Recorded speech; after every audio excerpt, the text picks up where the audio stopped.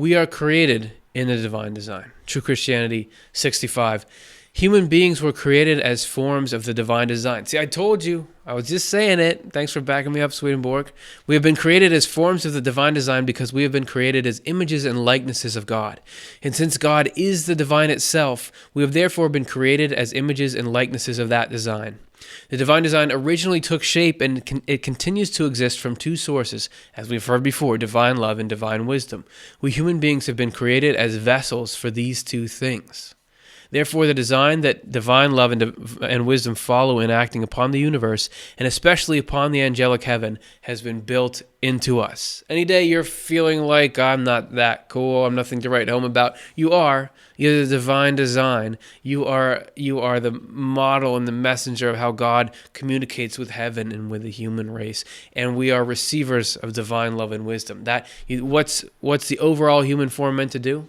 Receive love and wisdom. That's what we do. And not only that, if we do what we're supposed to, receive love and wisdom, we get benefits from living in the divine design. What kind of benefits package? Well, I'm glad you asked. TC49. The more we follow the divine, I guess it's pretty cool to abbreviate Swedenborg books, TC. I just get tired of saying True Christianity so many times. The more we follow the divine design in the way we live, the more we receive power against evil and falsity from God's omnipotence, receive wisdom about goodness and truth from God's omniscience, and are in God because of God's omnipresence. So we have their benefits from each of the omnis coming in.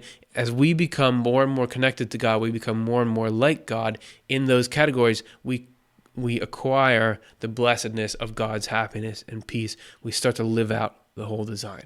So going from that warm fuzzy note, we have another can't alert here. Yikes. Tell your kids it's okay. God can't go against the divine design. There it is. I told you. It's right there. That's proof. God can't go against the divine design because the divine design is the highest love and the highest wisdom that can exist. It is the best plan for every human being. It's the best plan for the happiness of the human race. And if God did anything other than that, he'd be dropping the ball. It may not seem like it in the moment. Swedenborg talks about how he gives it the analogy of if you're walking by a construction site that was just in the beginning phase, you'd see a mess. The earth is all dug up. There are building materials in piles. It just looks like it's a wasteland. But God sees the house as it's going to be built. God has the long view, the eternal view in mind. And he's doing the best possible thing to get everybody as happy as they can be forever. So if he did anything against the divine design, he'd be letting us down, which would be bad. And if you want to hear that described more, this is another video from Swedenborg's True Christianity, and this has great graphics that are going to be much clearer than me talking. So here, video.